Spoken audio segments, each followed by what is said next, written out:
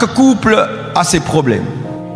Certains ont des problèmes caractériels, d'autres des problèmes financiers, d'autres des problèmes matériels, d'autres des problèmes d'enfants, de carrière, des problèmes même, les enfants qui n'ont pas d'enfants, les enfants qui ne trouvent pas le travail, les enfants qui ne se marient pas, les enfants qui échouent à l'école, les enfants...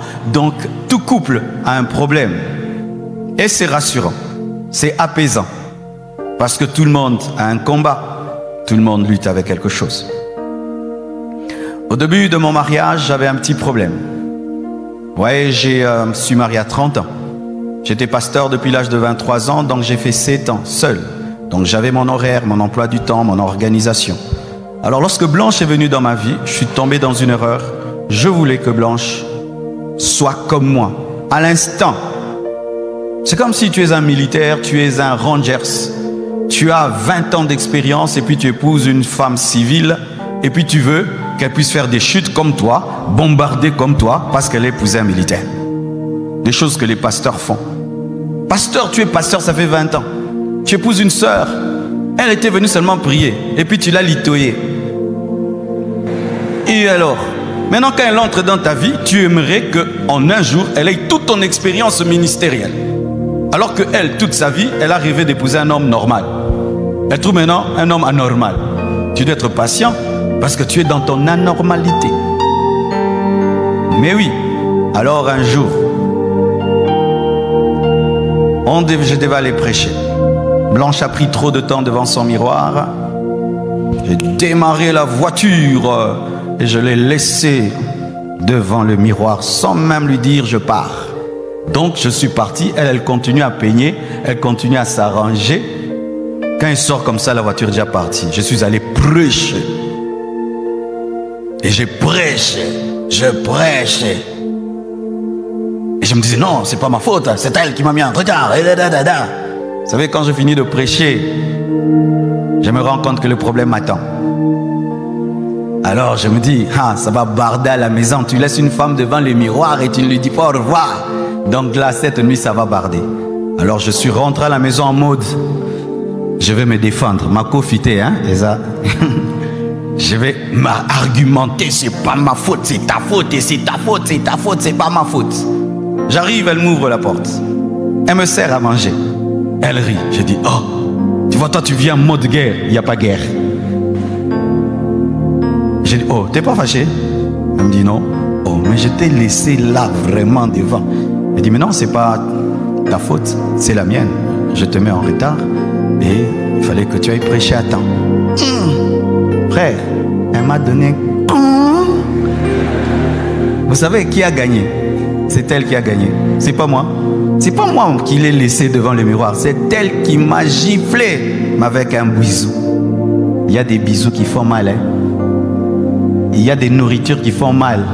Il y a des gentillesses qui blessent. Alors je me suis rendu compte que je devais régler ce problème.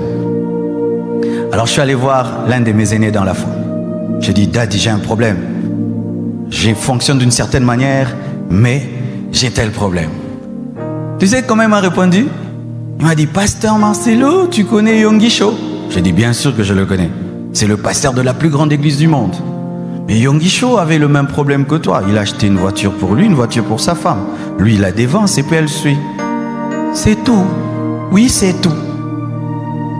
J'ai cru qu'il allait m'imposer les mains, l'inviter, l'enseigner, lui imposer les mains, alors que ce n'était qu'un problème d'organisation. Ton problème n'est pas grand, ton problème est petit, mais ton problème c'est que tu ne causes pas avec des gens qui ont déjà résolu le problème. Alors, lui m'avait parlé de Yonggi Cho. Alors, comme on habitait, lui il habitait ma campagne, moi j'habitais Cité Maman Mobutu. Alors un matin, je descendais très tôt le matin, et j'avais trouvé une voiture pour moi et j'avais trouvé une voiture pour Blanche.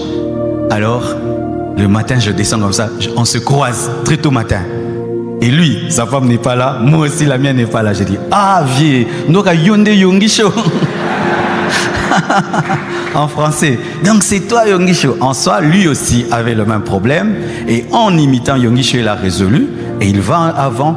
Et puis sa femme suit. Alors, j'ai compris que le mariage, c'est une question de sagesse. Alors quand je suis entré en moi-même, je me suis dit, mais je suis égoïste. Vous savez que souvent, nous des hommes, nous sommes des égoïstes. Nous ne tenons jamais compte de l'emploi du temps de la femme. Tu vois, tu me vois là comme ça, je suis là en train de prêcher, tu regardes, elle n'est pas là. Un jour, un jeune garçon est venu, des enfants qui disent des choses impossibles. Pasteur, comment là? Ta femme n'est pas là. Toi, tu connais comment mon couple est organisé au côté de l'Urabat. Elle n'est pas là. Mais tu sais pourquoi elle n'est pas là? Parce qu'aujourd'hui, toute la famille voyage pour 1 mois. Et on va aller dans 3 pays. Et elle doit suivre que le biberon de Tabiri ne manque pas d'un. Le sac, que la chaussure d'oracle qu'il a demandé que celle-là entre. Et que la jupe de choukrani verte avec des bonbons ne puisse pas rater, et que Chiffre à elle puisse avoir ses biscuits parce qu'elle a faim, et puis. Maintenant, une telle personne qui a géré ça pendant toute une semaine, et moi je n'ai fait que Rous Cabré, Masketekeria Babachota, Lebrouza Bababa, nous aurons la même organisation et la même énergie que nous sommes méchants. Les mamans ne disent pas maintenant, Tika nanga na bandote nanga blum sus. Nazo côté la bino. N'ayez pas peur des papas. Maman, donne-moi la main. Encore une autre chose.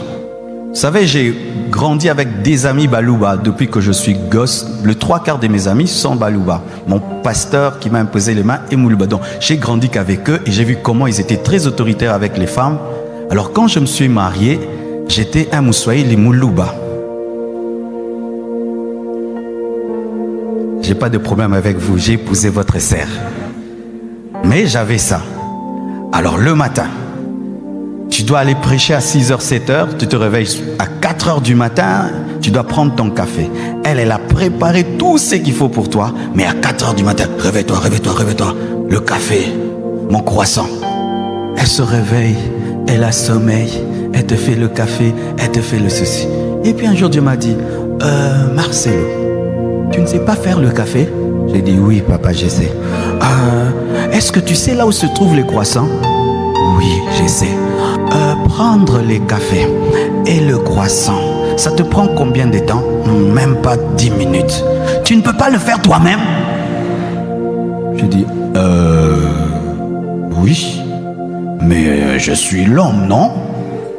Ah oui, tu es l'homme, ça veut dire l'homme on le sert, non? Ah bon? Tout le temps on le sert.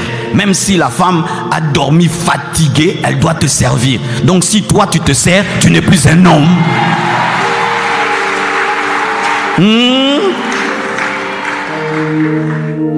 Tu dis le parrain des parrains c'est Jésus, hein? Depuis le matin, comme moi je viens au premier culte, je ne la dérange pas parce qu'elle a préparé ce que je vais manger au deuxième culte, au troisième culte, que les enfants puissent aller à l'écodime, que les enfants puissent aller propres là-bas, soient bien habillés. Et je ne sais même pas ce qu'ils ont porté pour l'écodime. Mais il faut qu'ils soient propres parce que ce sont les enfants du pasteur Marcelo. Je me réveille, je la fais bisous. Et puis, je prends mon café, je prends mon croissant, je viens, je prêche. Au deuxième culte, elle m'amène beaucoup de nourriture et au troisième. Où est le problème? Est-ce que je suis mort? Pour que tu sois un homme, il faut qu'on te serve le café. C'est alors que j'ai compris que beaucoup d'hommes, nous tuons nos femmes. Nous les tuons de fatigue parce que nous ne tenons pas compte qu'elles sont des êtres humains comme nous. La femme n'est pas en bois, n'est pas en plastique. Elle a un corps. Elle se fatigue. Donnez-moi la main, hein? C'est un culte d'équilibre. Ah, trop de choses à dire. C'est pourquoi j'ai débordé au premier culte. Que je déborde aussi un peu. Alors, souvent nous entendons des gens poser la question: tu es qui? Tu fais quoi dans la vie? femme ménagère. Ah, toi tu ne travailles pas. C'est faux. Il ne faut plus qu'on dise femme ménagère. Femme travaillant à la maison. Femme ménagère, souvent ça donne l'impression qu'elles sont là seulement et ça c'est ménagère. Non. Femme travaillant à la maison. Tu sais que des fois une femme qui va au bureau travaille moins qu'une femme qui reste à la maison. Hey! J'ai un petit d'1 année et 5 mois. Les petits pèsent même 18 kilos. Porte-le! Donc tu le portes. Moi je suis plus fort qu'elle. Mais après quelques minutes, va chez maman. Mais elle n'a pas ma force. Mais elle porte comment? L'amour exagéré d'une mère. Mais prendre soin de cet enfant, prendre soin de la maison, prendre soin de ceci. Et si en plus de faire ça, elle fait des affaires et puis elle travaille, une telle femme, il faut la respecter. Il faut l'honorer. Dites à vos femmes merci pour la maison qui est propre. Dites à vos femmes merci pour la nourriture qui est à table à temps. Dites merci à vos femmes d'être toujours propres, la chemise propre, la chaussure propre, la ceinture propre. Tu es propre, propre, les ongles coupés. Dites merci pour ça. Et s'il faut donner un salaire, combien par mois? Il faut payer ta femme. Rien que la nounou qui porte ton enfant un peu, tu lui donnes $200. Ta femme avec tout ce qu'elle fait pour toi. Minimum $10,000 par mois. Vous avez des dettes, hein? Et tu te permets d'oublier son anniversaire et de donner que des bisous les jours de l'anniversaire. Quelle escroquerie! Donne-moi la main. Dis équilibre.